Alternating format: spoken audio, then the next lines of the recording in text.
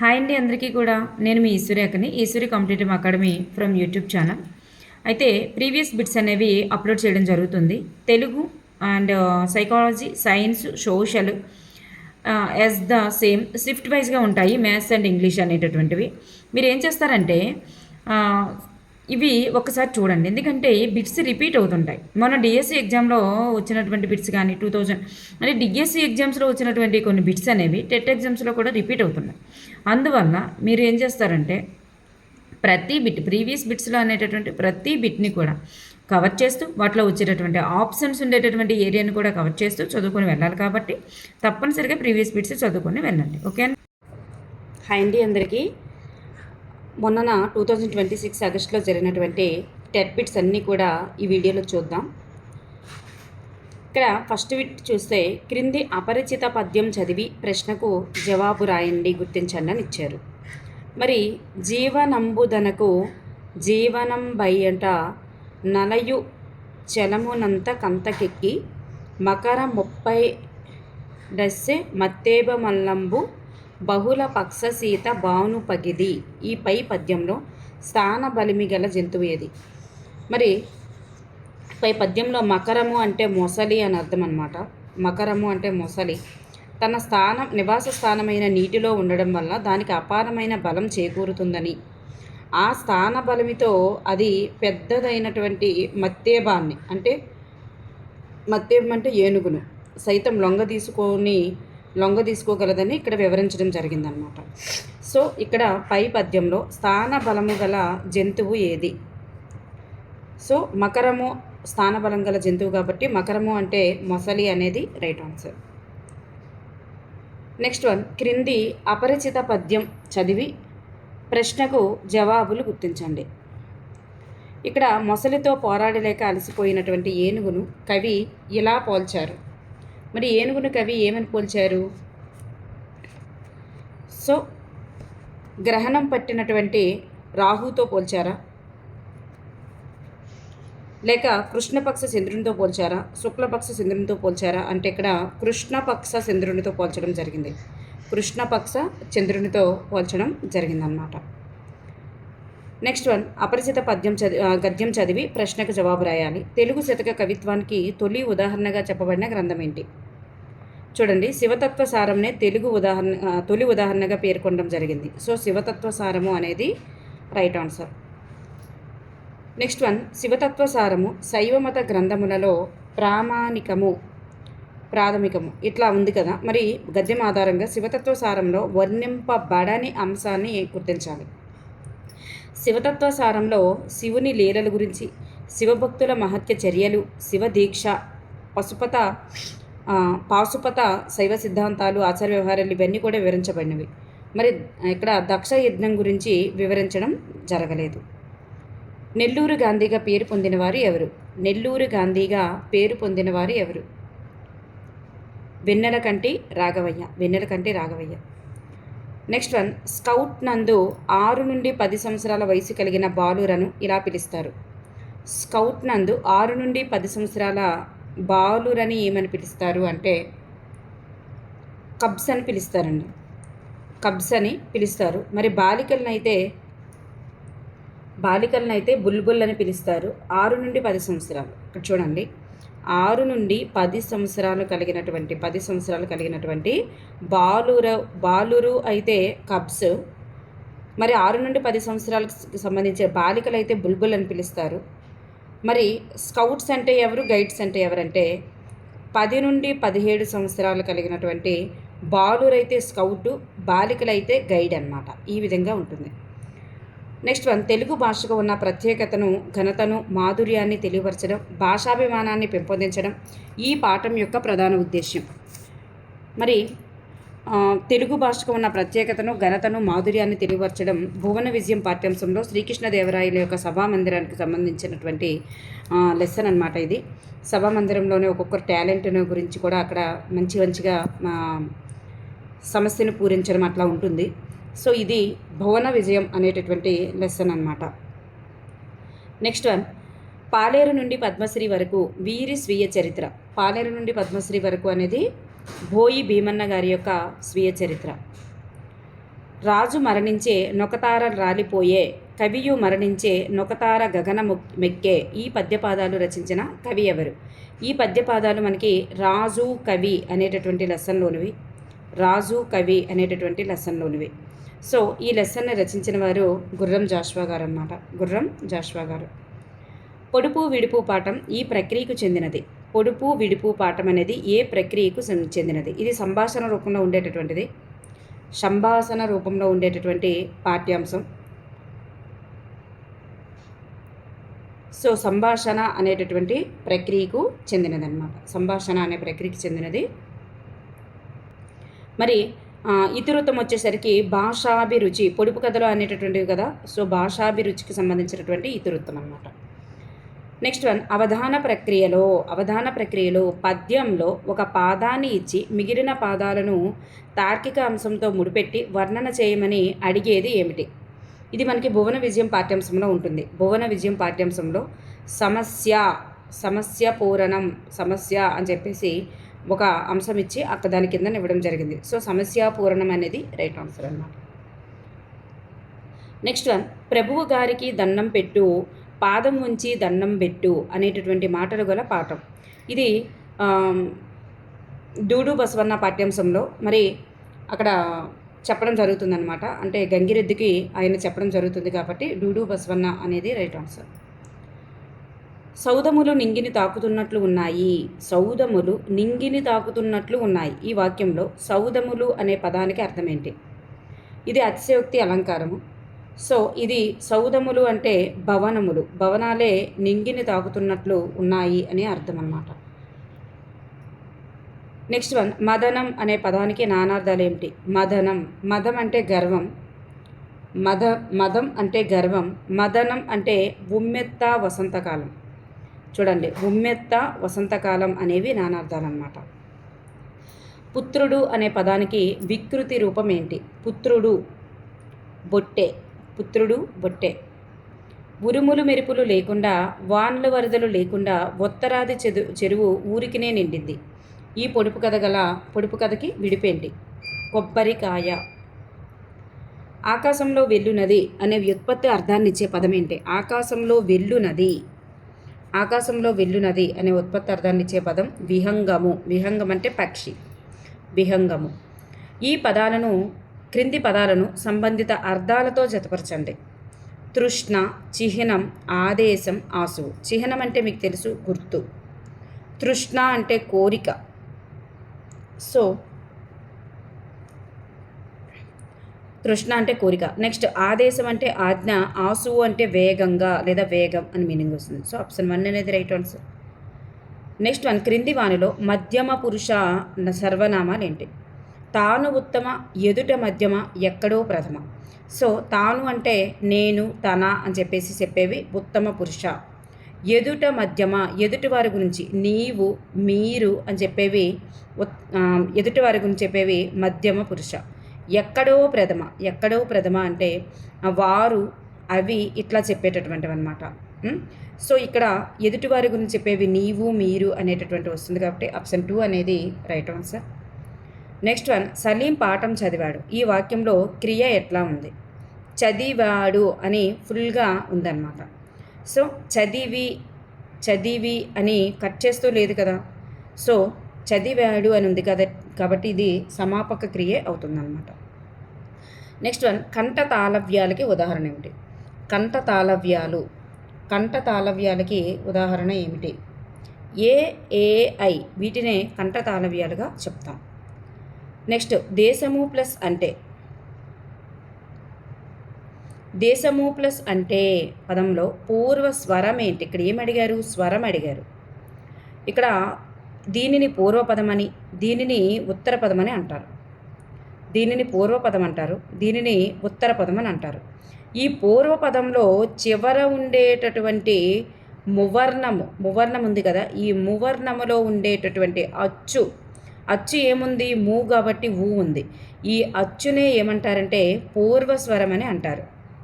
ఈ మువర్ణంలో ఉండేటటువంటి అచ్చేంటి? ఉకారం. సో ఈ ఉకారాన్నే ఏమంటారంటే పూర్వస్వరం అంటారు. పూర్వపదములో ఈ పూర్వపదంలో చివర ఉండేటటువంటి వర్ణములోని అచ్చునే పూర్వస్వరం అని అంటారు. సో ఆప్షన్ 3 అనేది రైట్ ఆన్సర్.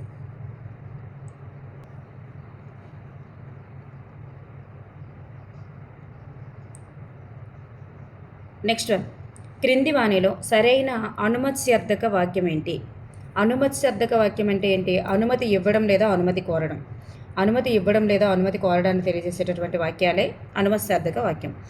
సో ఇది ఆశీర్వాదక వాక్యం అవుతుంది, ఆశీర్వచనం తెలియజేస్తుంది. ఆ పువ్వు ఎంత బాగుందో, ఇది ఆశ్చర్యార్థక వాక్యం. ఆశ్చర్యార్థక వాక్యం. ఇది నీకు శుభం కలుగుగాక, ఆశీర్వాదక వాక్యం. అల్లరి చేయకండి, కండి అంటే వద్దు, కాదు, లేదు ఇట్లాంటివి నిషేధార్థక వాక్యం. నిషేధార్థక వాక్యం. సో మీరు లోపలికి రావచ్చు అనేటటువంటిది అనుమతి ఇవ్వడం జరిగింది కాబట్టి సో అనుమత్స్యర్థక వాక్యం అవుతుంది. నెక్స్ట్ వన్, కర్మణి వాక్యాన్ని గుర్తించండి. కర్మణి వాక్యంలో మనకి ఏమొస్తుంది? మరి కర్మతో స్టార్ట్ అవుతుంది ఎక్కువగా, లేదు కర్మతో స్టార్ట్ అవ్వకపోయినా కర్మకు ను అనేటటువంటిది వస్తుంది. మరి బడు అనేటటువంటి ప్రత్యయం, క్రియకు బడు అనేటటువంటి ప్రత్యయం కూడా వస్తుంది. సో క్రియకు బడు అనే ప్రత్యయం వచ్చేటటువంటిది ఆప్షన్ 3లో మాత్రమే ఉంది. ఆప్షన్ 3లో మాత్రమే ఉంది కాబట్టి సో దాతలు చేత, చూడండి ఇక్కడ చేత అనేటటువంటి ప్రత్యయం కూడా వస్తుంది, చేత అనేది వస్తుంది, నెక్స్ట్ బడు అనేది కూడా వస్తుంది. సో అందువల్ల ఆప్షన్ 3 అనేది రైట్ ఆన్సర్ అన్నమాట. నెక్స్ట్ వన్, క్రింది అపరిచిత పద్యంను చదివి ప్రశ్నకు జవాబులు రాయండి. ఓ కారుణ్య ప్రయోనిధి నౌకాదారంబు వగుచు నయముగ బ్రోవన్నాకేల ఇతర చింతలు నాకాధిప వినుత లోకానాయక కృష్ణ. ఈ పద్యంలో సముద్రం అనే అర్థం ఇచ్చేటటువంటి పదం ఏంటి? ఇక్కడ కారుణ్య ప్రయోనిధి అని చెప్పేసి ఇవ్వడం జరిగింది. సో పయోనిధి అంటే సముద్రం కాబట్టి ఇక్కడ సముద్రం అంటే పయోనిధి. నెక్స్ట్ వన్, ఇక్కడ చూస్తే శ్రీకృష్ణుని కవి ఇలా సంబోధించడం జరిగింది. లోకనాయక, చూడండి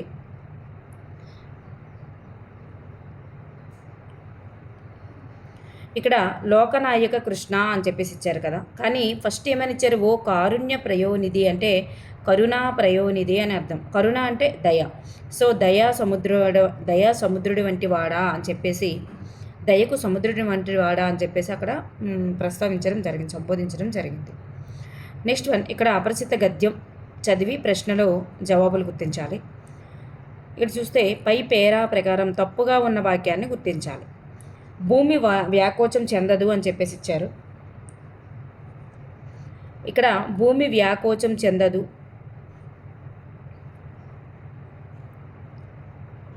చూడండి అవ్యాకోచంగా ఉంటుందంటే వ్యాకోచం చెందదని అర్థం. సో ఇది సరైనదే. ఎక్కువ పరిమాణంలో భూమి వ్యవసాయానికి అనుకూలంగా ఉంది. సో మొత్తం భూ పరిమాణంలో కొంత భాగం మాత్రమే వ్యవసాయ యోగ్యంగా ఉంది, కొంత భాగం మాత్రమే. ఎక్కువ పరిమాణంలో భూమి వ్యవసాయానికి అనుకూలంగా లేదు అన్నారు. సో లేదు అనేది కూడా రైట్ ఆన్సర్, ఎందుకంటే కొంత భాగం మాత్రమే ఉందని అర్థం. భూ వినియోగానికి ఆర్థికాభివృద్ధికి సంబంధం లేదు అన్నారు. భూ వినియోగానికి ఆర్థికాభివృద్ధికి సంబంధం ఉంటుంది కాబట్టి ఇది సరికాదు. మరి ఆర్థిక వ్యవస్థ ప్రగతి సహజ వనరుల లభ్యతపై ఆధారపడి ఉంటుంది. మరి ఇది కూడా రైట్ ఆన్సరే. సో ఆప్షన్ 3 అనేది ఇక్కడ సరికాదు. నెక్స్ట్ వన్, పై పేరాను అనుసరించి సహజ వనరుల్లో అత్యంత ప్రధానమైన వనరు ఏంటి? ఆర్థిక వ్యవస్థ ప్రగతి సహజ వనరుల లభ్యతపై ఆధారపడి ఉంటుంది కాబట్టి భూమి అనేది అత్యంత ప్రధానమైన వనరు. సో ఇక్కడ అత్యంత ప్రధానమైన వనరు ఏంటంటే భూమి.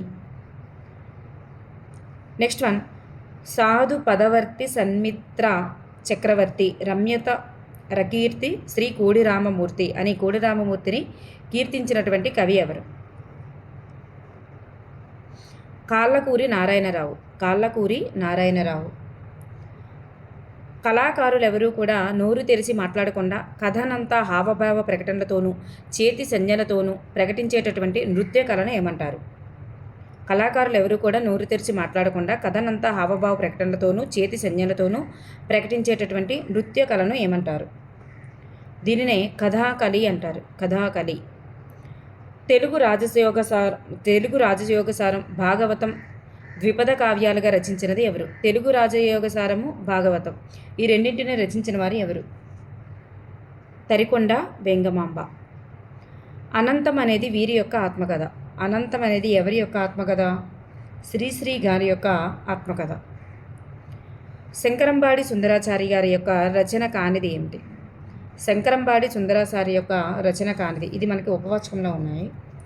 సో సుందర రామాయణం, పేదకవి, బలిదానం, ఈ 3 కూడా ఈయన రచించారు. వడ్ల గింజలు అనేది వీరి యొక్క రచన కాదు. నెక్స్ట్ వన్, మాతృభూమి పాఠ్యాంశంలో దేశం కోసం చావడం కంటే గొప్పేముంది, అలాంటి మంచి చావును కోరుకోవాలే తప్ప దాని గురించి భయపడకూడదమ్మా అని తల్లితో పలికినది ఎవరు? సో ఇటువంటి మాటలు అనేది వీర. సో వీర మరణించడం కూడా జరుగుతుంది మాతృభూమి పాఠ్యాంశంలో. బ్రతుక వచ్చుగాక బహుబంధనములైన వచ్చుగాక లేమి వచ్చుగాక జీవధనములైన జడుగాక పడుగాక మాట దిరుగలేరు మానధనులు. ఈ పద్యం రచించిన కవి ఎవరు? పోతన గారు అనమాట. బ్రతుక వచ్చుగాక అనేది పోతన గారు. గిరిజనులు జరుపుకునేటటువంటి ఇటీజ్ పండుగ పాఠ్యాంశంలో ఇతివృత్తం ఏంటి? ఇటీజ్ పండుగ అనేటటువంటి పాఠ్యాంశం యొక్క ఇతివృత్తం ఏంటి? సంస్కృతి సంప్రదాయాలు. బుధులు అనే పదానికి అర్థం. బుధులు పండితులు. ఆజ్ఞుడు నీచుడు అనే పదానికి సమానార్థక పదం ఏంటి? అజ్ఞుడు నీచుడు. అజ్ఞుడు నీచుడు అంటే పామరుడు. పత్తనము. పత్తనం యొక్క ప్రకృతి రూపం ఏంటి? పత్తనం యొక్క ప్రకృతి పదం ఏంటి? పట్టణము.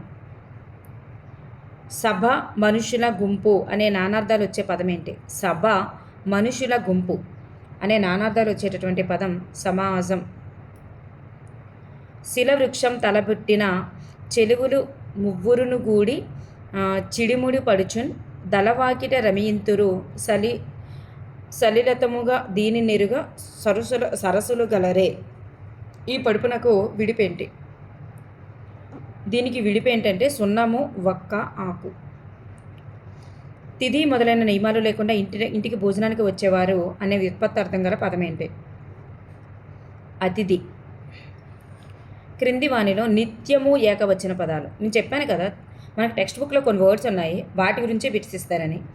ఇనుము, కంచు, ఈ 2 కూడా మరి నిత్య ఏకవచనాలండి, ఇనుము, కంచు అనేవి. నెక్స్ట్ వన్, క్రింది వానిలో గుణాలేంటి? గుణాలను వేటిని అంటారు? ఏవో అర్లనే గుణాలు అని అంటారు. ఏవో అర్. సంఖ్యాపదం పూర్వపదంగా ఉండే పదం సమాసం ఏంటి? సంఖ్య. 5 సంఖ్య గల ముఖాలు లేదా 4 సంఖ్య గల కాళ్ళు, ఇట్లా సంఖ్య అనేది పదంగా పూర్వపదంగా ఉండేటటువంటిది ద్విగు సమాసం. వాడు డక్కరి. వాడు డక్కరి విడదీస్తే సంధి రూపం ఎట్లా వస్తుంది? వాడు ప్లస్ టక్కరి. వాడు డక్కరి. నేను క్రమశిక్షణతో నడుచుకుంటాను అనేది ఈ పురుష. నేను అని అన్నారు కదా, సో తన గురించి తాను చెప్పుకుంటున్నాడు కాబట్టి ఇది ఉత్తమ పురుష కథనంలో నడిచిందని అర్థం. ఉత్తమ పురుష. గజడ దబ అనేవి. గజడ దబ ఇవి సరళాలు. నెక్స్ట్ వన్, క్రింది అపరిచిత పద్యం చదివి ప్రశ్నకు జవాబులు గుర్తించండి. పురికిని బాణము కోమటి, వరికిని బ్రాణంబు నీరు, వసుమతిలోను గరికిని బాణము దొండము, సిరికిని బ్రాణంబు మగవ సిద్ధము సుమతి. వరి పంటకు ప్రాణమేంటి? వరికిని బ్రాణంబు నీరు అని చెప్పేసి ఇక్కడ ఇవ్వడం జరిగింది. సో వరికి ప్రాణం ఏంటి అంటే నీరు. నెక్స్ట్ వన్, పై పద్యం ఆధారంగా కరి అంటే అర్థం ఏంటి? కరి అంటే అర్థం మీకు తెలుసు కదా, ఏనుగు. కరి అంటే ఏనుగు. నెక్స్ట్ వన్, దేశ భాషలందు తెలుగు లెస్స అని పొగిడిన రాజకవి ఎవరు? ఈ వర్డ్ మరి గద్యమంతా చదవకపోయినా పేర చదవకపోయినా మీకు ఇది తెలుసు. ఏంటంటే శ్రీకృష్ణదేవరాయలు గారు. నెక్స్ట్ వన్, పాశ్చాత్య మనీషులు తెలుగు భాషను ఈ క్రింది విధంగా గుర్తించారు. ప్రాచ్య దేశపు ఇటాలియన్ భాషగా తెలుగు భాషను గుర్తించడం జరిగింది. గంగ తల్లి ఘోరం చెయ్యలేదు, మట్టి తల్లికి మోసం తెలదు, ధరణి భూదేవత దగా చెయ్యదు. ఈ మాటలు రాసినది ఎవరు? ఈ మాటలు యథా అనేటటువంటి లెసన్లో పోలమ్మ అంటున్నటువంటి మాటలు అన్నమాట ఇవి. మరి ఈ పాటను రచించిన వారు ఎవరు అంటే, పాటను రచించిన వారు బోనం నాగభూషణం గారు. నెక్స్ట్ వన్, పయనం పాఠం ఆధారంగా క్రింది ప్రవచనాలలో సరైన దాన్ని గుర్తించండి. మరి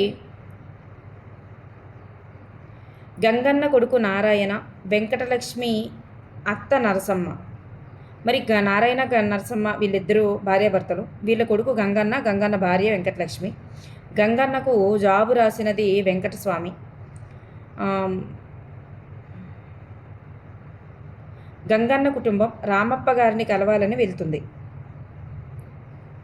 మరి గంగన్న కుటుంబం నుంచి రామప్ప గారిని కలవాలని వెళ్తారు. మరి గంగన్నకి జాబ్ రాసి ఇట్లా చెప్తాడనమాట, వెంకటస్వామి పలానా వాళ్ళని కలిస్తే మీకు మంచిగా జరుగుతుందని. అందువల్ల ఇక్కడ పైవన్నీ కూడా సరైన ఆన్సర్సే. నెక్స్ట్ వన్, క్రింది గేయ పాదాలను సరైన క్రమంలో అమర్చాలి. మా ప్రాణాలపై పొంచి మా కొద్దీ తెల్లదొరతనం, దేవమానాలు హరించి మా కొద్దీ తెల్లదొరతనం. ఇక్కడ చూడండి, ఫస్ట్ మా కొద్దీ తెల్లదొరతనం, దేవమానాలు. ఇక్కడ చూస్తే ఫస్ట్ ఇది అన్నమాట, మా కొద్దీ తెల్లదొరతనం, మా కొద్దీ తెల్లదొరతనం అంటే ఫస్ట్ ఇది వస్తుంది, నెక్స్ట్ ఇది వస్తుంది. తర్వాత మా ప్రాణాలపై పొంచి మానాలు హరించే. సో ఇది థర్డ్ వస్తుంది, ఇది ఫోర్త్ వస్తుంది. సో ఆప్షన్ 2 అనేది రైట్ ఆన్సర్. సంగీత కళారత్న, గాన కళాసింధు. సంగీత కళారత్న, గాన కళాసింధు అనేవి వీరి బిరుదులు. ఎవరి యొక్క బిరుదులు ఇవి?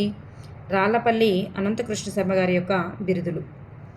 కవులను వారి రచయితలతో జతపరచండి. కవులను వారి రచనలతో జతపరచాలి. పవన్ నిర్మల ప్రభావతి గారిది ఎదలో ముళ్ళు. గుర్రం జాషువా గారిది పిరదౌసి, గబ్బిలం, ముంతాజ్ మహల్ ఇవన్నీ వస్తాయి. దేవులపల్లి వెంకట కృష్ణశాస్త్రి గారిది పుష్పలావికలు వస్తుంది. నీటి పుట్ట అనేది షేక్ ఖాజా హుస్సేన్. సో ఆప్షన్ 1 అనేది right answer. Next one, Mokkapati Narasimha Sastry గారి యొక్క రచన కానిది ఏమిటి? మొక్కపాటి నరసింహశాస్త్రి యొక్క రచన కానిది ఆప్షన్ 4 అనేది కాదు. కాసుల పేరు అనేది అవధాన్ రమేష్ గారిది, మరి అందువల్ల కాదు. ఇవన్నీ కూడా మొక్కపాటి నరసింహ శాస్త్రి గారిది. మొక్కుబడి, అభ్యుదయం, పెదమామయ్య ఇవన్నీ కూడా 3 మంచి కథలు ఏదో వస్తుందన్నమాట. ఇంకోటి 3 మంచి కథలు అనేది అవధాన్ రమేష్ గారిది, మర్చిపోయాను. నెక్స్ట్ నార్ల చిరంజీవి గారు రాసినటువంటి శతకం ఏంటి? తెలుగు బిడ్డ అనేటటువంటి శతకం నార్ల చిరంజీవి గారిది. తృప్తి పాఠం ఈ కథల నుంచి గ్రహించబడింది. తృప్తి పాఠం ఏ కథల నుండి గ్రహించబడింది? అమరావతి కథల నుండి గ్రహించబడింది. సత్యం శంకరమంచి గారు రచించిన అమరావతి కథల నుండి గ్రహించబడింది. క్రింది పదాలలో పొగడ్త అనే అర్థాన్ని ఇచ్చే పదం ఏంటి? పొగడ్త. సన్నుతి అంటే పొగడ్త అన్నమాట. సూనృతం అంటే మంచి మాటలు ఇట్లా వస్తుంది. సన్నుతి అంటే పొగడ్త. నెక్స్ట్ వన్, రథము అనే పదానికి పర్యాయ పదాలు. రథము అనే పదానికి పర్యాయ పదాలు ఏంటి? తేరు, స్యందనము. రథము అనే పదానికి పర్యాయ పదాలు. ధర్మము అనే పదానికి వికృతి రూపం ఏంటి? ధర్మము అనే పదానికి వికృతి రూపం దమ్మము. చీర అనే పదానికి నానార్థాలు ఏంటి?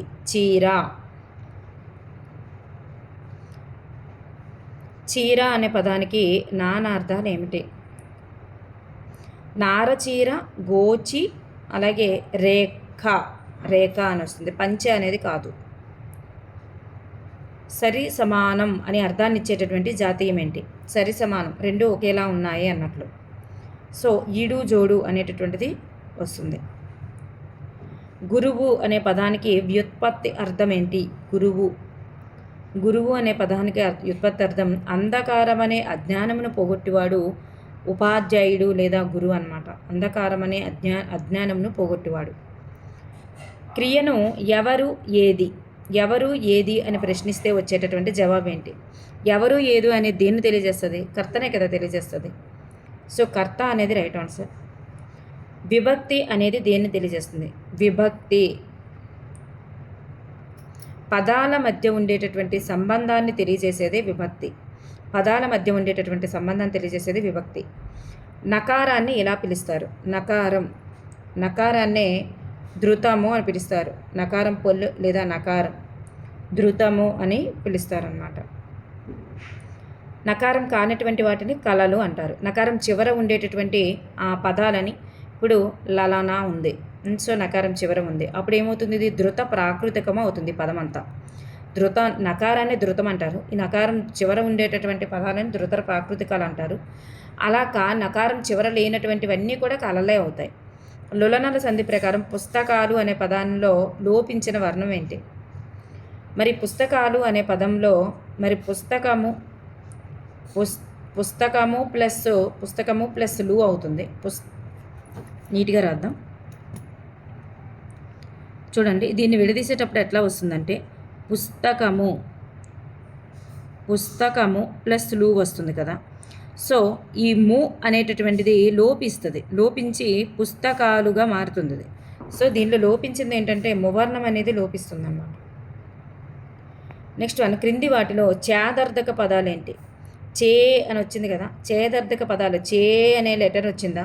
సో వెళ్తే, చూస్తే ఇవి కూడా అట్లానే వస్తాయి అన్నమాట. సో ఆప్షన్ 3 అనేది రైట్ ఆన్సర్. బ్రతుకు తెరువు ఈ పదం నందలి సమాసం ఏంటి? బ్రతుకు తెరువు, బ్రతుకు కొరకు తెరువు చతుర్థి తత్పురుష సమాసం. కొరకునికై చతుర్థి కదా, బ్రతుకు కొరకు అనమాట. నెక్స్ట్ ఈ క్రింది అపరిచిత పద్యం చదివి ప్రశ్నకు జవాబు గుర్తించండి.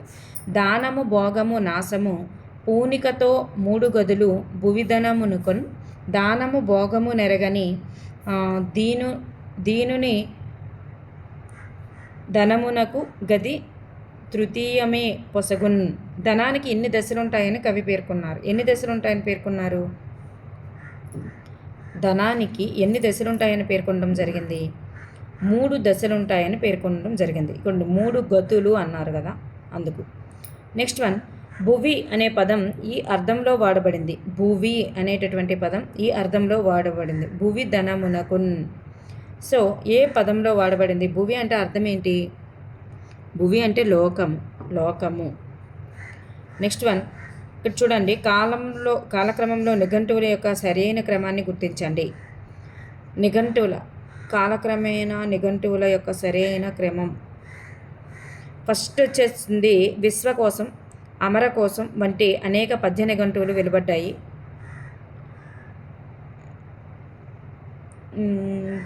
తెలుగు వాన్మయానికి సాహిత్యానికి అన్ని విధాలుగా పద నిర్దేశం చేసిన భాష సంస్కృతం. దేవభాషలో ఆరంభంలో నిఘంటువులు శ్లోక పద్య రూపంగా ఉండేవంట. ఫస్ట్ శ్లోక పద్య రూపంగా ఉండేవి, తర్వాత వేదాంగాలలో ఒకటైన నిరుక్తం భాషాశాస్త్రం అని చెప్పవచ్చు.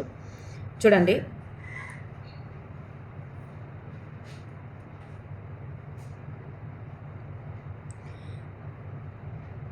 ఫస్ట్ చూడండి, 1650కి చెందినటువంటి కాలక్రమేణా పాటించబడింది అనమాట. తెలుగులో కూడా చెందిన గణపతి వరపు వెంకట కవి శ్రీ వెంకటేశాంధ్రం తెలుగు పద్య నిఘంటువు అనేది ఫస్ట్ అనమాట. తర్వాత ఇది 10 ఉల్లాసాలు ప్రకటించబడింది. తరువాత వచ్చేది సాంబ నిఘంటువు. తరువాత శబ్దకాలంలో ఆంధ్రనామ సంగ్రహం.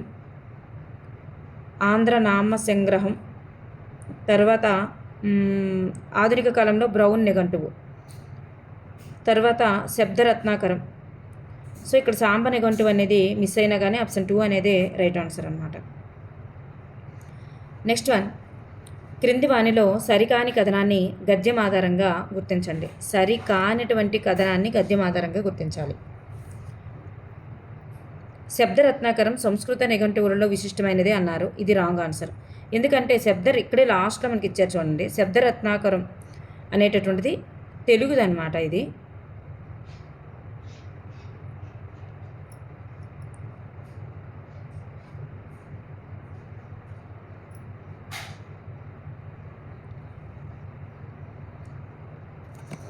ఎందుకంటే నన్నయ్య గారు రచించారు కదా, అది తెలుగుకు సంబంధించినటువంటి నిఘంటువు అన్నమాట, సంస్కృతం అయితే కాదు.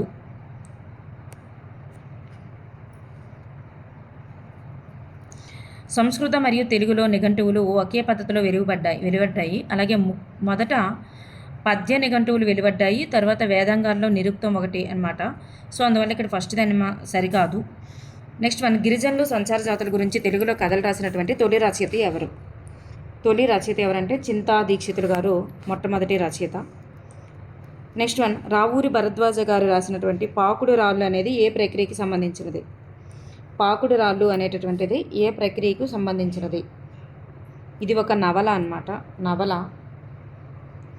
సత్యమహిమ అనే గేయ కథకు మూల గ్రంథం ఏంటి?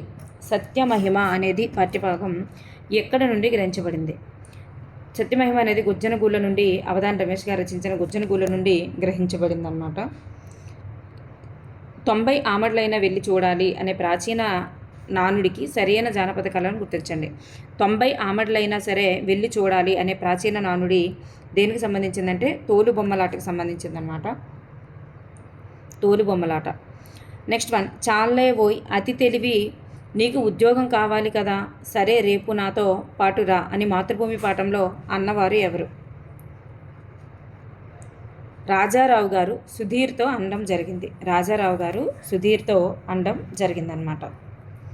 నెక్స్ట్ వన్, మాయాకంబలి పాఠంలో మాయాకంబల్ని 2 రోజుల పాటు తన వద్ద ఉండనివ్వమని రాజును కోరినది ఎవరు? చెంచల అన్నమాట. చెంచల. స్థల పురాణం ఇతివృత్తంగా గల పాఠ్యాంశం ఏంటి? స్థల పురాణం ఇతివృత్తంగా గల పాఠం ఏంటి? ధర్మ నిర్ణయం. ధర్మ నిర్ణయం. గజల్ ప్రక్రియలో తకల్లస్ అంటే అర్థం ఏంటి? గజల్ ప్రక్రియలో తకల్లస్ అనగా అర్థం కవినామ ముద్ర. కవినామ ముద్ర. పరవ అనే పదానికి అర్థం ఏంటి? ఇక్కడ పల్లవిని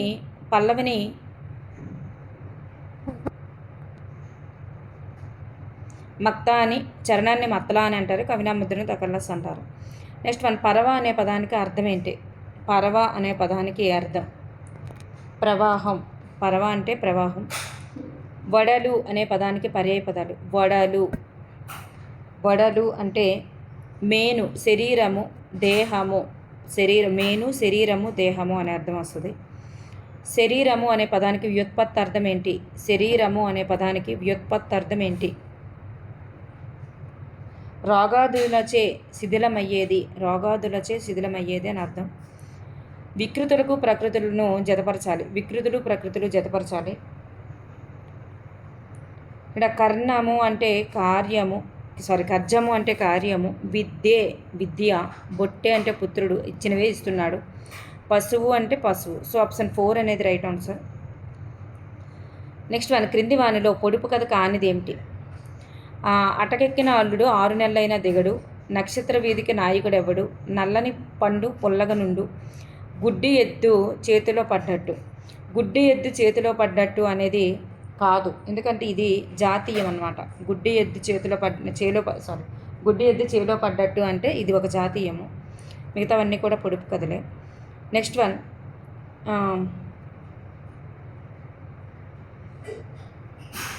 లేదా సామెత. జాతీయం సామెత అనమాట. గుడ్డి ఎద్దు చేలో పడ్డట్టు అయ్యింది అని చెప్పేసి అంటారు కదా, ఇది ఒక సామెత అనమాట. అంటే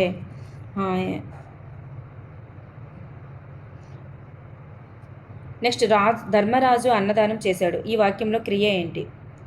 క్రియ చేశాడు అనేది క్రియ కదా, ఇది పూర్తిగా వాక్యాన్ని పూర్తి అర్థాన్ని ఇచ్చింది, పూర్తి చేసింది కాబట్టి ఇది సమాపక క్రియ అవుతుందన్నమాట. సమాపక క్రియ.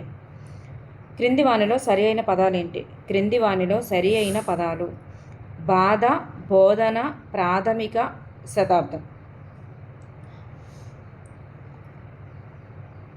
ఇందులో బాధ అనేది, శతాబ్దం అనేది,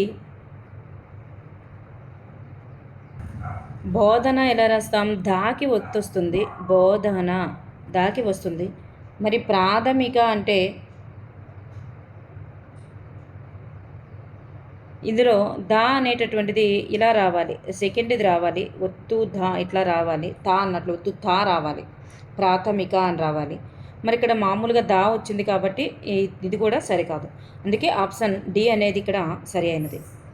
నెక్స్ట్ వన్, చుట్టూరేసి అనే పదాన్ని విడదీయండి. చుట్టూరేసి అనే పదాన్ని విడదీస్తే చుట్టూరు ప్లస్ ఏసీ. చుట్టూరు ప్లస్ ఏసీ అనేది రైట్ ఆన్సర్.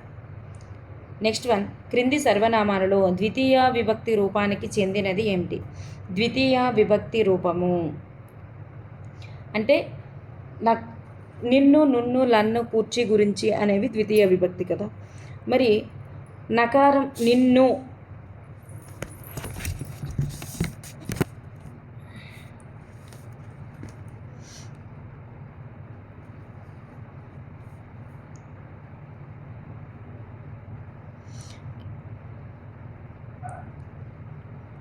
ఇవన్నీ కూడా సర్వనామాలండి. ఇవన్నీ కూడా సర్వనామాలు. దీనికి నకారం నకారం అనేటటువంటిది ఎక్స్ట్రా చేరడం వల్ల వచ్చేటటువంటిది ద్వితీయ విభక్తి రూపం అవుతుంది. మరి మేము యొక్క ద్వితీయ విభక్తి రూపం ఏంటంటే మమ్మల్ని వస్తుంది. మమ్మల్ని అని వస్తుంది. తాను తనని అని వస్తుంది. తనని. వాని వాన్ని అని వస్తుంది. మనల్ని అనేటటువంటిది ద్వితీయ విభక్తి రూపంలో ఉంది. అందువల్ల ఆప్షన్ 4 అనేది ఇక్కడ రైట్ ఆన్సర్ అనమాట. నెక్స్ట్ వన్, క్రింది వానిలో గణం అని పిలువబడేది ఏమిటి? గణం అని పిలువబడేది ఏమిటి? ఇవన్నీ కూడా 3 గురువుల లఘువులు సమూహము గణమే. ఒక గురువు కూడా గణమే. ఒక లఘువు కూడా గణమే. 4 గురువుల సమూహం కూడా గణమే. అందువల్ల ఆప్షన్ 4 అనేది రైట్ ఆన్సర్. నెక్స్ట్ వన్, ఉపమాలంకారంలో పోలికకు తెచ్చుకున్నది ఏమిటి? దేనితో అయితే పోలుస్తామో, పోలికకు దేన్నైతే తెచ్చుకుంటామో దానినే మనం ఉపమానం అని అంటారు. ఇక్కడ పోలుస్తున్నటువంటి వస్తువు ఏంటి? ఇక్కడ పోలుస్తున్నదే ఉపమేయం అవుతుంది. రెండింటిలో సమానంగా ఉన్న సమాన ధర్మం, వలే, లాగా ఇట్లాంటివన్నీ కూడా ఉపమవాచకం అవుతుంది. నెక్స్ట్ వన్, క్రింది భాషలో ఉన్న అక్షరాలను తెలుగు భాషలో ఉన్నటువంటి అక్షరాలను ఎన్ని రకాలుగా విభజించారు? తెలుగు భాషలో ఉండేటటువంటి అక్షరాలని 3 విధాలుగా విభజించారు. అచ్చులు, హల్లులు, ఉభయాక్షరాలు. నెక్స్ట్ వన్, క్రింది అపరిచిత పద్యం చదివి ప్రశ్నకు జవాబులు గుర్తించండి. క్రింది అపరిచిత పద్యం చదివి ప్రశ్నకు జవాబులు గుర్తించండి. చిక్కుడు సిరి కౌగిటిలో జిక్కెడు సనకాది యోగి చిత్తాంబులం సిత్తాబ్జములం చిక్కుడు శృతిలతి కావలి జిగ్గెన్నతడు లీల దల్లి చేతన్ టోలన్. ఇక్కడ సనదందనాదులైన యోగుల హృదయాలకు ఇతను చిక్కలేదు. ఎవరు చిక్కలేదు? So the right answer is శ్రీకృష్ణుడు అనమాట. శ్రీకృష్ణుడు.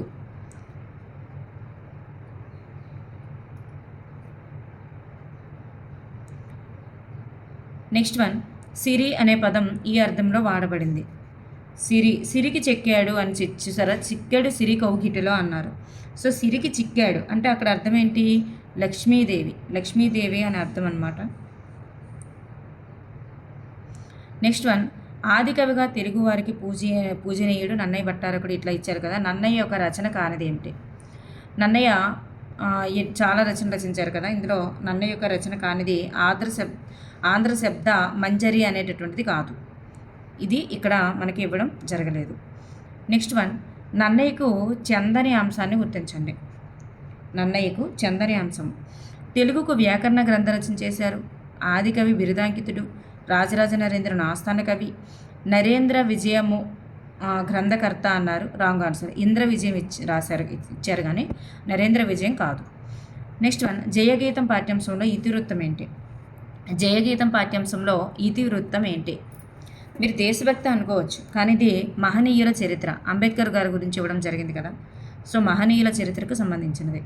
నెక్స్ట్ వన్, కేంద్ర సాహిత్య అకాడమీ బహుమతి పొందినటువంటి త్రిపురనేని గోపీచంద్ గారి యొక్క రచన ఏమిటి? త్రిపురనేని గోపీచంద్ గారి యొక్క రచన ఏమిటి? మాకు ఉన్నాయి స్వాగతాలు. పండిత పరమేశ్వర స్వామి వీలునామా. పండిత పరమేశ్వర స్వామి శాస్త్రి వీలునామా అనేటటువంటిది త్రిపురనేని గోపీచంద్ గారి యొక్క రచన అన్నమాట. జానపద సాహిత్యానికి సంబంధించిన నేదునూరి గంగాధరం గారి గ్రంథాలయం క్రింది పట్టణంలో కలదు. రాజమహేంద్రవరంలో కలదు. నెక్స్ట్ వన్, సత్యమహిమ పాఠ్యాంశం ఆధారంగా నదీ దేవత పేదవాడి నిజాయితీని మెచ్చుకొని బహుకరించిన గొడ్డలేంటి? ఏ గొడ్డల్ని బహుకరించింది? బంగారు గొడ్డల్ని బహుకరించింది. సత్యమహిమ పాఠ్యాంశం గురించి, తృప్తి పాఠం గురించి రిపీటెడ్గా బిట్స్ వస్తుంటాయండి. తిక్కన యొక్క బిరుదేంటి? తిక్కన యొక్క బిరుదు ఉభయకవి మిత్రుడు. క్రింది వానిలో సరైన జతను గుర్తించండి. పిల్లి రోమసుడు, ఎలుక ఫలితుడు, గుడ్లగూబ చంద్రకుడు. ఇక్కడ మనకి ఇచ్చినవన్నీ కూడా సరైనవి ఇచ్చారు. చూడండి, మీరు కన్ఫ్యూజ్ అవ్వకూడదు. ఇక్కడ పి వచ్చింది అంటే ఫలితుడు కాదని అర్థం. పి వస్తే రామసుడు, ఎలుక వస్తే ఫలితుడు, పిల్లి వస్తే ఫలితుడు కాదని గుర్తుపెట్టుకోండి. ఈ రెండు కన్ఫ్యూజ్ అవ్వద్దు అసలు. నెక్స్ట్ గుడ్లగోప చంద్రకుడు. నెక్స్ట్ వన్ వైతాళికుడు సంకలన గ్రంథకర్త. వైతాళికులు అనేటటువంటి సంకలన గ్రంథకర్త ఎవరి రచన ఇది? ముద్దుకృష్ణ గారిది. ముద్దుకృష్ణ. బాలకవి శరణ్యం. బాలకవి శరణ్యం అనేది ఎవరు రచించారు? గిడుగు వెంకటరామమూర్తి గారిది. కినియు అంటే అర్థం ఏంటి? కినియు అంటే అర్థం కోపించు, కోపించు. క్రింది పదాలకు సరైన పర్యాయ పదాలు గుర్తించండి. సరి అయిన పర్యాయ పదాలు మరి ఇక్కడ చూస్తే ప్రాణము, ప్రాణము, ఉసురు, జీవము, సకలం, సర్వం, సమస్తం. నారి, నారి అంటే స్త్రీ, పొలతి ఇట్లా వస్తుంది. నంది అంటే వృషభము, ఎద్దు. ఆప్షన్ 2 అనేది రైట్ ఆన్సర్. సంతానం పదానికి నానార్థాలు. సంతానం. కల్పవృక్షము, కులము. కులము, కల్పవృక్షం అనేవి రైట్ ఆన్సర్స్. సూర్యుడు అనే పదానికి వ్యుత్పత్తి అర్థం. సూర్యుడు. సూర్యుడు అంటే శౌర్యమును ప్రదర్శించేవాడు. బాలచంద్రుని ప్రతిజ్ఞ అనే లెసన్లో వస్తుంది. నెక్స్ట్ వన్, వికృతులకు ప్రకృతులకు జత చేయాలి. పక్కి. పక్కి అంటే పక్షి, దీపము, దివ్వె. దీపము, దివ్వె, దిటము, దృఢ, పొత్తము, పుస్తకం. ఆప్షన్ 3 అనేది రైట్ ఆన్సర్. ఆకు పుల్లన, కాయ చప్పన. పుడుపుకి విడిపేంటి? ఆకు పుల్లన అంట, కాయ చప్పనంట. శనగకాయ, శనగకాయ. క్రింది వాణిలో కంట్యాలు అంటే ఏంటి? కంట్యాలు కంఠం నుండి ఉద్భవించేవి. సో కంట్యాలు అనేటటువంటివి కవర్గం వస్తుంది, ఆ వస్తాయి, ఆలు వస్తాయి, కవర్గం వస్తుంది అనమాట. హా వస్తుంది, విసర్గ వస్తుంది. ఇవన్నీ కూడా కంట్యాలకి చెందినవి. అకుహ విసర్గనీయానం కంఠుహ అంటారనమాట ఆ పరంగా. నెక్స్ట్ ధర్మ ఉపదేశం పదమునందలి సంధి ఏంటి? ధర్మ ఉపదేశం పదమునందలి సంధి గుణసంధి. ధర్మ ప్లస్ ఉపదేశం అనే పదమునందలి సంధి ఏంటి? ధర్మోపదేశం. సో గుణసంధి అనమాట, ఏవోఆర్లు. నెక్స్ట్ వన్, బాల్య క్రీడ అనే సమాసం పేరు. బాల్య క్రీడ ఈ పదం యొక్క సమాసం పేరు. బాల్యము నందు క్రీడలు అంటాం కదా. సో బాల్యము నందు క్రీడలు, నందు సప్తమి తత్పురుష సమాసం. నెక్స్ట్ వన్, లింగ వచన విభక్తులు లేని పదాన్ని ఏమంటారు? లింగ వచన విభక్తులు లేనివి అవ్యయము అంటారు. అవ్యయము. గోరంతను కొండంతగా చేసి చెప్పేటటువంటి అలంకారం ఏంటి? గోరంతను కొండంతగా చేసి చెప్పేటటువంటి అలంకారం ఏంటి? అతిశయోక్తి అలంకారం. అతిశయోక్తి అలంకారం. క్రింది వానిలో నిత్య ఏకవచనాన్ని గుర్తించండి. నిత్య ఏకవచనం. కంచు. కంచు అనేటటువంటిది నిత్య ఏకవచనం. కంచు, ఇనుము ఇవి నిత్య ఏకవచనాలు. నెక్స్ట్ వన్, పై పద్యం ఆధారంగా వసుధ అనే పదాన్ని వసుధ అనేది ఈ అర్థాన్ని ఇస్తుంది. వసుధ అంటే మనకు తెలుసు భూమి. వసుధ అంటే భూమి. నెక్స్ట్ వన్, పై పద్యం ఆధారంగా వీరి యొక్క జన్మధన్యం. ఎవరి యొక్క జన్మధన్యం? ప్రాణిలోకంబు సంసార పతితమగుట వసుధపై గిట్టి బుట్టని వాడు గలడే వారి జన్మంబు సఫలమెవ్వాడి వలన వంశమది కొన్మతి వహించిన వన్నెకెక్కు. చూడండి, ఎవరి అయితే పుట్టుక వలన వంశం కీర్తి ప్రతిష్టలతో వర్ధిల్లుతుందో వారి యొక్క జన్మ ధన్యం అని చెప్పేసి అర్థం అన్నమాట. నెక్స్ట్ వన్, గద్య రచయిత అభిప్రాయంలో అనువాదకుని యొక్క లక్షణం ఏంటి? అనువాదకుడు ఎట్లా ఉంటాడు? ప్రధానంగా రెండు రకాలు. ఇతర భాషల నుండి తెలుగు భాషలోకి అనువదించడం ఒకటి, ఒకే భాషలోని జటిలమైన భాషను సరళమైన భాషగా మార్చడం రెండవది. ఇది కూడా అనువాదకుడిని గ్రహించాలి. మొదటి దానికన్నా రెండవది కష్టం కానీ దోషరహితం. అయితే మొదట పద్ధతిలో వ్యక్తికి భాషల్లోనూ పరిజ్ఞానం ఉండాలి, లేకుంటే అనువాదం సాఫీగా జరగదు. సమాన జ్ఞానం అనేది ఆదర్శమే కానీ సాధ్యం కాదు. ఆధునిక సిద్ధాంతాల ప్రకారం అనువాదం యంత్ర సాహిత్యమే కానీ వ్యక్తి సాధ్యం కాదు. సో ఇక్కడ ఆప్షన్ 4 అనేది రైట్ ఆన్సర్ అండి. రెండు భాషల్లో కూడా సమాన పరిజ్ఞానం కలిగి ఉండాలి అనేది రైట్ ఆన్సర్ అనమాట. సో నెక్స్ట్ వన్, పై గద్యం ఆధారంగా దోషరహితమైనటువంటి అనువాదం ఏంటి? దోషరహితమైన అనువాదం ఏంటి?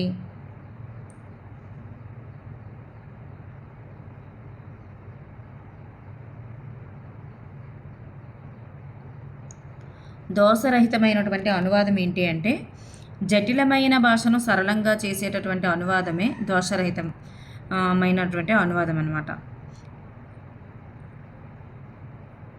చూడండి, మొదటి దానికన్నా రెండవది కష్టం అన్నారు. రెండవది అంటే ఏంటి? ఇతర భాషల నుండి తెలుగులోకి అనువదించడం ఎట్లాంటిది. సో జటిలమైన భాషను సరళంగా చేసేటటువంటి ఒకే భాషలోని జటిలమైన భాషలను సరళమైనగా మార్చడమే రెండవది అనమాట. సో అందువలన ఆప్షన్ 3 అనేది రైట్ ఆన్సర్. నెక్స్ట్ వన్, వ్యక్తుల సంస్థల మధ్య సమాచారాన్ని పరస్పరం పంచుకోవడానికి వినియోగించే సాహిత్య ప్రక్రియ ఏంటి? చూడండి, సమాచారం పంచుకోవడానికి వ్యక్తుల లేదా సంస్థల మధ్య సమాచారాన్ని పరస్పరం పంచుకోవడానికి వినియోగించే సాహిత్య ప్రక్రియ లేఖ అన్నమాట. లేఖ. జంధ్యాల పాపయ్య శాస్త్రి గారి యొక్క రచన కానిది. కరుణశ్రీ అనేది ఈయన యొక్క రచనేనండి. కరుణశ్రీ అనేది కూడా ఈయన యొక్క రచనే. ఉషశ్రీ అనేది కాదు. నెక్స్ట్ వన్, క్రింది వాటిలో జాషువా గారి యొక్క బిరుదు ఏంటి? నవయుగ కవి చక్రవర్తి అనేది జాషువా గారి యొక్క బిరుదు అనమాట. గద్దె తిక్కన కందుకూరి వీరేశలింగం, మరి ఉభయకవి మిత్రుడు తిక్కన. నెక్స్ట్ వన్, కవితా విశారద అని వస్తుంది గుర్రం జాషువా గారికి, ఉభయకవి విశారద కాదు. నెక్స్ట్ వన్, రాజ్యం విప్లవం అనేది లెనిన్. రాజ్యం విప్లవం పుస్తక రచయిత లెనిన్. నెక్స్ట్ వన్, వాడగలిగిన ప్రతి చోట కూడా మాతృభాషనే వాడదాం అనే ఉద్దేశం కలిగిన పాఠ్యాంశం ఏంటి? మమకారం. ఈ పాఠం గురించి కూడా బిట్స్ వస్తున్నాయండి ఎక్కువగా. సింగమనేని నారాయణ కథా సంపుటి ఏంటి? సింగమనేని నారాయణ గారి యొక్క కథా సంపుటి సీమ కథలు. డూడు బసవన్న పాఠ్యాంశం రావూరి భరద్వాజ గారి యొక్క ఈ రచన నుండి గ్రహించబడింది. జీవన సమరం నుండి గ్రహించబడింది. రాజ్య శ్రేయస్సు దృష్ట్యా ఈ మాయాకంబరి నా దగ్గర ఉండడమే మంచిది అని మాయాకంబరి పాఠంలో అన్నది ఎవరు? So the right answer is చండీదత్తుడు ఈ మాటల్ని అనడం జరిగింది. పతితం అంటే అర్థం ఏంటి? పతితం ప్రఖ్యాత నొందినది అని అర్థం.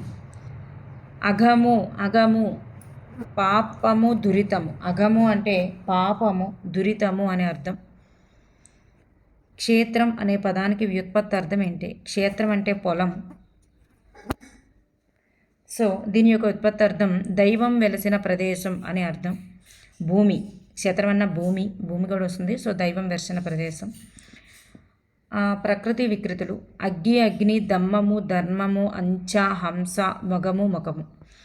So option 4 right answer. Next one, క్రింది వానిలో సామెత కానిది ఏమిటి?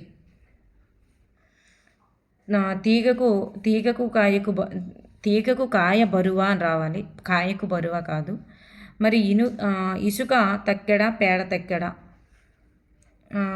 ఆశ్లేషవాన, అరికాలు తేమ. తలలో నాలుకల అనేది జాతీయం అండి. ఇది అంటే మిక్కిలి ప్రఖ్యాతగాంచిన అని అర్థం వస్తుంది. జాతీయం చాలా అణకువ కలిగిన లేదా మిక్కిలి ప్రఖ్యాతగాంచిన అనే మీనింగ్ వస్తుంది. తలలో నాలుక అంటే ముఖ్యమైన వ్యక్తి అనే మీనింగ్ వస్తుంది. చక్కని స్తంభం, చేయని కుండ, పోయని నీరు, వేయని సున్నం. కొబ్బరి బొండం. వీటి గురించే 2 ఇచ్చారు చూసారా, ఇంతకుముందు ఒకటి ఇప్పుడు ఒకటి. ఐ అనేవి చూసారా, ఇది కూడా రిపీట్ అయింది బిట్టు. కంఠ తాళవ్యాల గురించి కూడా మనకి బిట్ రిపీట్ అయింది. నెక్స్ట్ వన్, కంఠ తాళవ్యాలు ఏమి అని అడిగారు, ఇప్పుడు ఇది అయింది. ఇదే దాంట్లో బిట్లు రిపీట్ అయ్యాయి. రామయ్య అనే పదంలో సంధి కార్యం ఏంటి? రామ ప్లస్ అయ్య అత్వసంధి. అర్ధరాజ్యం, రాజ్యం యొక్క అర్ధభాగము. ప్రథమా తత్పురుష సమాసం.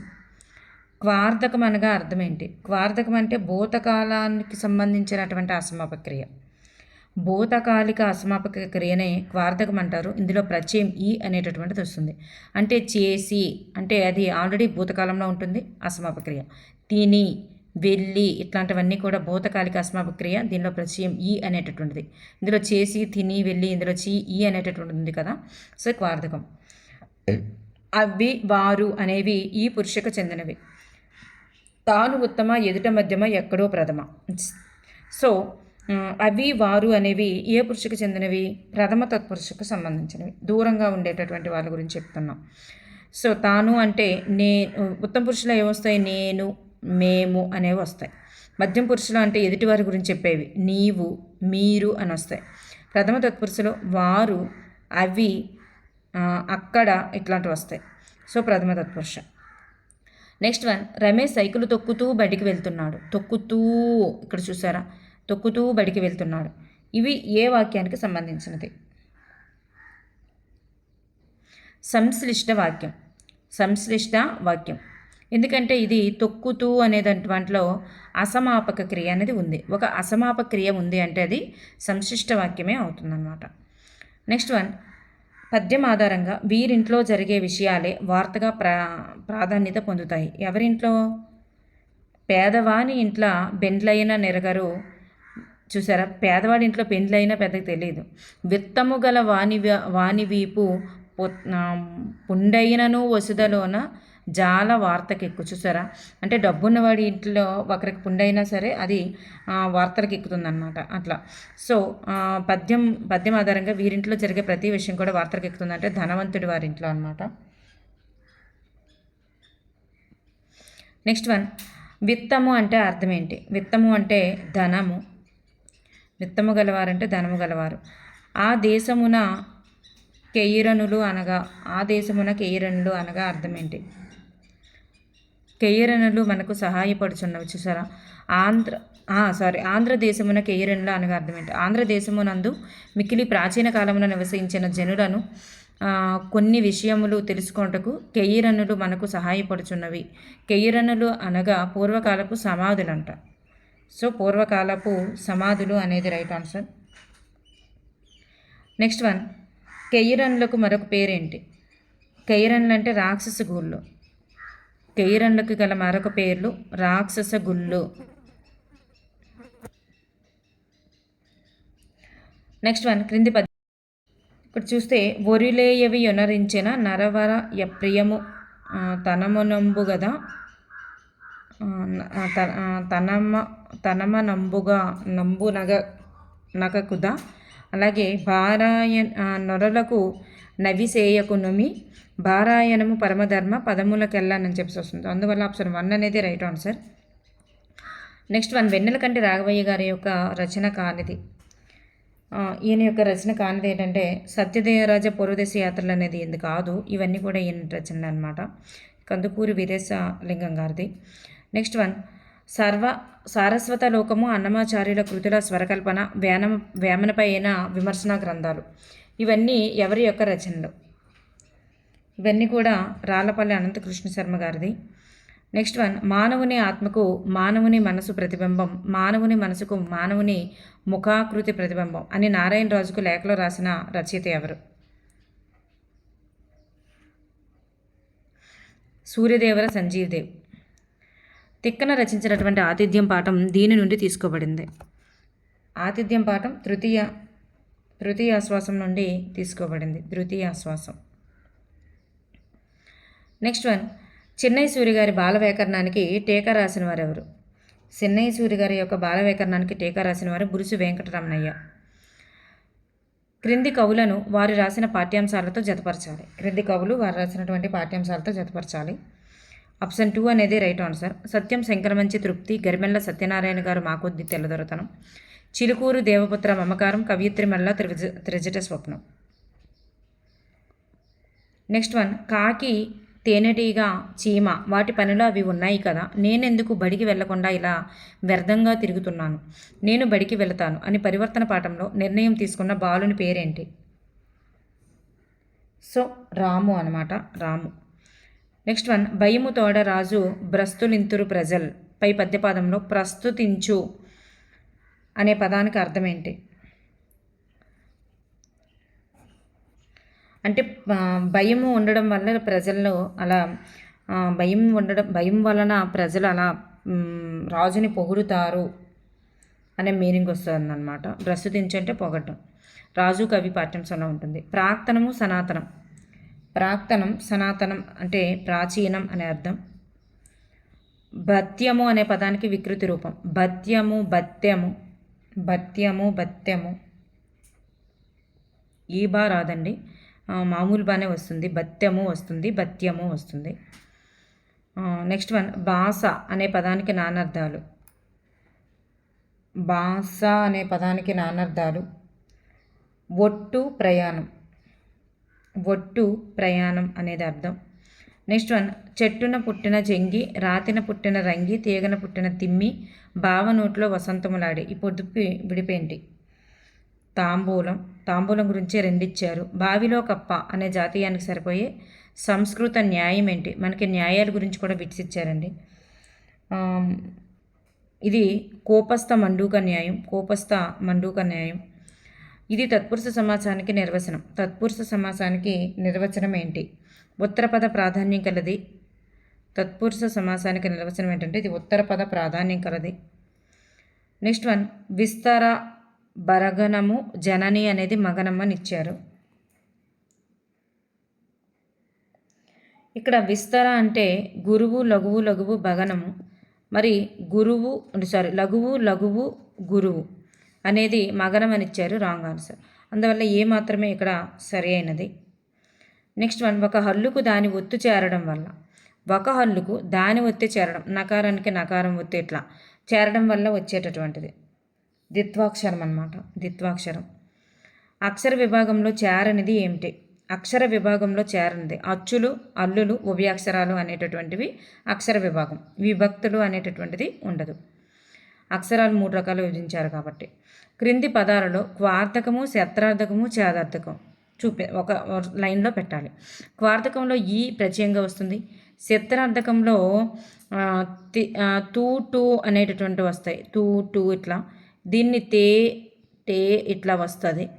సో ఈ అనేటటువంటిది వచ్చేటట్లుగా చేసి తిని వెళ్ళి ఇట్లా తూ టూలు రావాలి. సో చూస్తూ వెళ్తూ ఇట్లా వచ్చింది. తేటేలు రావాలి, చేస్తే చూస్తే ఎట్లా వచ్చింది. సో ఆప్షన్ 4 అనేది రైట్ ఆన్సర్.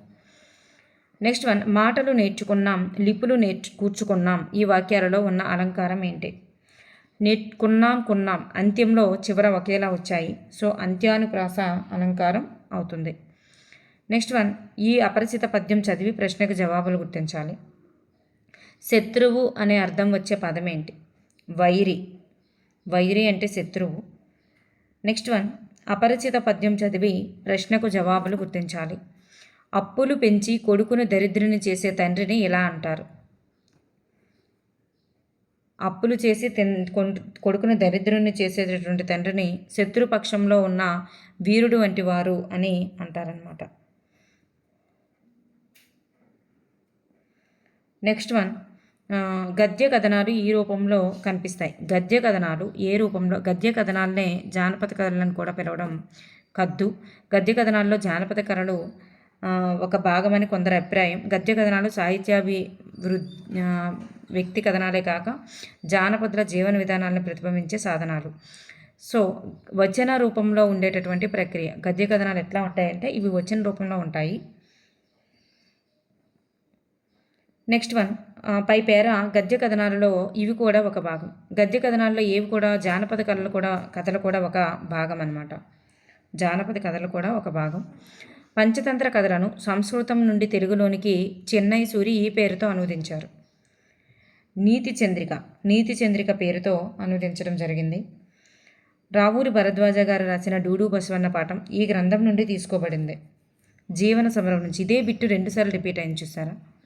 2 సార్లు. ఉర్దూ సాహిత్యంలో నుండి తెలుగులోనికి వచ్చిన సాహిత్య ప్రక్రియ ఏంటి? గజల్. ఉర్దూ సాహిత్యం నుండి తెలుగులోనికి వచ్చినటువంటి సాహిత్య ప్రక్రియ గజల్. నెక్స్ట్ వన్ షేక్ కాజా హుస్సేన్, పైడి తెరేష్ బాబు, గుర్రం జాషువా, బుల్సు వెంకటరమణయ్య.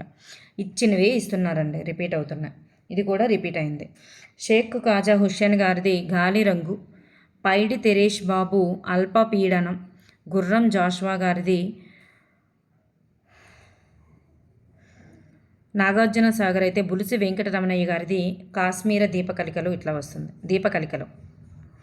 సో కాశ్మీర దీపకలికలు ఉంది. నెక్స్ట్ వన్ నాయన కృష్ణకుమారి కాశ్మీర దీపకలికలు అయితే దీపకలికలు అనేది ఉంది. క్రింది పద్యపాదాలను సరైన క్రమంలో అమర్చాలి. సో పరుల దిట్టనూరు పాప కంకిల మౌను అనేది మనకి స్టార్ట్ అవుతుంది ఫస్ట్. స్టార్ట్ అవుతుంది. పెద్దలను నుతింప శుద్ధి యగుచు నోటి మంచితనయు పాటించు శుద్ధాని కాళికాంబ హంస కాళికాంబ. సో ఆప్షన్ 2 అనేది రైట్ ఆన్సర్ అనమాట. నెక్స్ట్ వన్, మహనీయుల చరిత్ర ఇతివృత్తంగా ఉన్న జయగీతం పాఠం ఏ ప్రక్రియలో ఉంది? చూసారా, సేమ్ బిట్టు మళ్ళీ అడిగేశారు.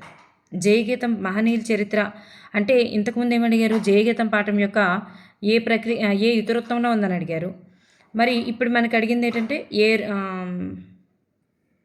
వ్యాస్ పాట అనమాట. ఇది పాట అనేటటువంటి ప్రక్రియకి చెందినది. మనకి ఇంతకు ముందు ఏమడిగారు? ఇతివృత్తం అడిగారు. ఇప్పుడు ప్రక్రియ అడిగారు అనమాట. సేమ్ లెసన్సే రిపీట్ అవుతున్నాయి. గాంధీ మహాత్ముడు బయలుదేరగా కలకల నవ్వింది జగత్తు కలకల నవ్వింది అంటూ గాంధీ మహాత్ముడిపై చక్కని గేయాన్ని రాసిన వారు ఎవరు? బసవరాజు అప్పారావు గారు. నెక్స్ట్ వన్, మా ఊరి ఏరు పాఠం ఈ ఇతివృత్తానికి సంబంధించినది. మా ఊరి ఏరు అనేటటువంటి పాఠం ఏ ఇతివృత్తానికి సంబంధించిందంటే ప్రకృతి వర్ణనకు సంబంధించినది. క్రింది వానిలో సరిగా జతపరచని అర్థాన్ని గుర్తించాలి. వదనం అంటే ముఖం, వర్ధనము అంటే ప్రేమనిచ్చారు, రాంగ్ ఆన్సర్. మరి వెరచు అంటే భయపడు అని ఇచ్చారు, వెరచు అంటే భయపడు అని ఇచ్చారు, రైట్ ఆన్సర్. వెరచు అంటే భయపడు, వదనం అంటే ముఖం. మరి స్వాంతం అంటే స్ఫురణం అని ఇచ్చారు, స్వాంతం అంటే మనస్సు, స్వాంతం అంటే మనస్సు. సో అందువల్ల ఇది సరికాదు. వర్ధనం అంటే ప్రేమ కూడా కాదు, అందువల్ల ఆప్షన్ బీడి అనేవి ఇక్కడ సరికాదన్నమాట. నెక్స్ట్ వన్, ధనుజులు అనే పదానికి పర్యాయపదాలు ఏంటి? ధనుజులు అంటే అసురులు రాక్షసులు అనే అర్థం. ధనుజులు అంటే రాక్షసులు కాబట్టి. కుమారుడు అనే పదానికి వికృతి రూపం కొమరుడు. మందిరము అనే పదానికి నానార్థాలు. మందిరము, గుడి, శరీరము. అంతులేని చెట్టుకి 60 కొమ్మలు, కొమ్మకు కోటి పువ్వులు, పువ్వుల్లో 2 కాయలు. మరి సూర్యుడు చంద్రుడే కదా, సూర్యుడు చంద్రుడు. మరి శరత్తునందు పుట్టినది అనే వ్యుత్పత్తార్థం గల పదం. శరత్తునందు పుట్టినది శారద. రుణార్ణం అనే పదానికి సంధి రూపం. రుణం ప్లస్ రుణం రెండు కూడా ఒకేలాంటి పదాలు వచ్చాయి కదా, రుణార్ణం. సో వృద్ధి సంధి అనేది రైట్ ఆన్సర్. నెక్స్ట్ వన్, ఆదర్శ భావాలు అనే పదంలో సమాసం ఏంటి? ఆదర్శమైన భావాలు విశేషణ పూర్వపద కర్మధారయ సమాసం. ఆదర్శమైన అంటే ఆదర్శం అనేది విశేషణం కాబట్టి పూర్వపదంగా కలిగి ఉంది కాబట్టి. కొరకొనకై అనేవి చతుర్థి విభక్తి, వలనన్ కంటెన్ పట్టి పంచమి విభక్తి, డూమోవులు ప్రథమ విభక్తి. తప్పుగా ఇవ్వబడింది ఏంటి? ఏ మాత్రమే ఇక్కడ తప్పుగా ఇవ్వబడింది. కొరకొనకై చతుర్థి విభక్తి కాబట్టి. గోరంతని కొండంతగా చెప్పే అలంకారం. చూసారా, సేమ్ బిట్టు మళ్ళీ రిపీట్ అయింది. అతిశయోక్తి అలంకారం. నెక్స్ట్ వన్, క్రింది వాటిలో శత్రార్థకానికి ఉదాహరణ ఏమిటి? శత్రార్థకం అంటే ఏంటి రావాలి? టూ అనేటటువంటివి రావాలి, ప్రత్యయాలు. టూ అనేటటువంటివి, చూస్తూ. సో శత్రార్థకం అనేది ఆప్షన్ 2 అనేది రైట్ ఆన్సర్. నెక్స్ట్ వన్, ఈ చజలను ఏమంటారు? ఈ జాలను ఏమంటారు? వీటినే దంత్య సజలు అంటారు. ఓకే అండి, థ్యాంక్ యూ ఫర్ ఎవరీవన్.